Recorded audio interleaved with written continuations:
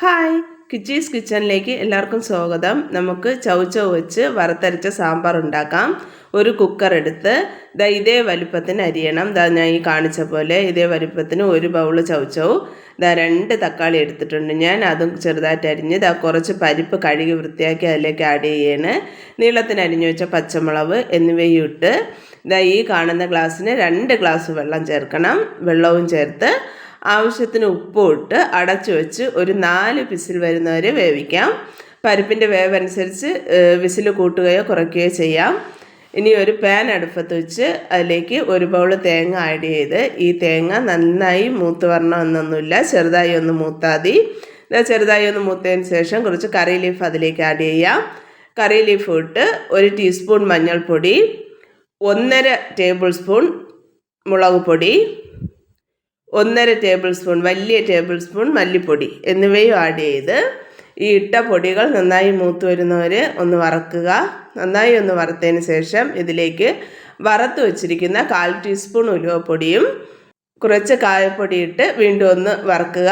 ഉലുവപ്പൊടിയും കായപ്പൊടിയും നന്നായി മൂത്ത് വരണം എന്നൊന്നുമില്ല, ജസ്റ്റ് ഒന്ന് വറുത്താൽ മതി. ഇനി ഇതിലേക്ക് ഞാൻ കാണിക്കുന്നത് പോലെ ഒരു ചെറിയ കഷ്ണം പുളിയും കൂടെ ആഡ് ചെയ്ത് വീണ്ടും ജസ്റ്റ് ഒന്ന് വറുത്തതിന് ശേഷം ഇത് നന്നായി തണുത്ത് വരുമ്പോൾ നമുക്ക് അരച്ചെടുക്കാം. ഇനി ഒരു പാൻ അടുപ്പത്ത് വെച്ച് അതിലേക്ക് നമുക്ക് എണ്ണ ഒഴിക്കാം. എണ്ണ നന്നായി ചൂടായി വരുമ്പോൾ കടുകിടാം.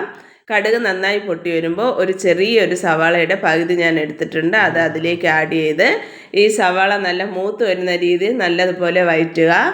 ഇവിടെ സവാള നല്ലതുപോലെ മൂത്ത് വന്നിട്ടുണ്ട്. ഇതിലേക്ക് എടുത്തു വെച്ച കറി ലീഫ് ആഡ് ചെയ്ത് കുക്കറിൽ വെന്ത് കിടക്കുന്ന ചൗചൗവും പരിപ്പും ഇതിലേക്ക് ഒഴിക്കാം. ചൗചൗവും പരിപ്പും നല്ലതുപോലെ വെന്തിട്ടുണ്ട്. ഇത് ജസ്റ്റ് ഒന്ന് ഇളക്കിയതിന് ശേഷം അരച്ചു വെച്ചിരിക്കുന്ന കൂട്ട് ഇതിലേക്ക് ആഡ് ചെയ്യാവുന്നതാണ്. ആവശ്യത്തിന് വെള്ളം ഒഴിക്കാം. നന്നായി ഒന്ന് മിക്സ് ചെയ്യുക. മിക്സ് ചെയ്ത് ഇത് നന്നായി ഒന്ന് തിളച്ച് വരുമ്പോഴത്തേക്ക് ചൗചൗ വറുത്തരച്ച സാമ്പാർ ഇവിടെ തയ്യാറാണ്. സൂപ്പർ ടേസ്റ്റാണ്. എല്ലാവരും ഉണ്ടാക്കി നോക്കുക. ഈ വീഡിയോ കാണുന്നവർ ദയവായി എനിക്ക് ലൈക്ക് സബ്സ്ക്രൈബ് തരിക. എൻ്റെ വീഡിയോസൊക്കെ നിങ്ങൾക്ക് ഇഷ്ടമാവുന്നുണ്ടെന്ന് കരുതുന്നു. എൻ്റെ വീഡിയോസിൽ എന്തെങ്കിലും മാറ്റം വരുത്തണമെന്നുണ്ടെങ്കിൽ അത് നിങ്ങൾ കമൻറ്റായി അറിയിക്കുക.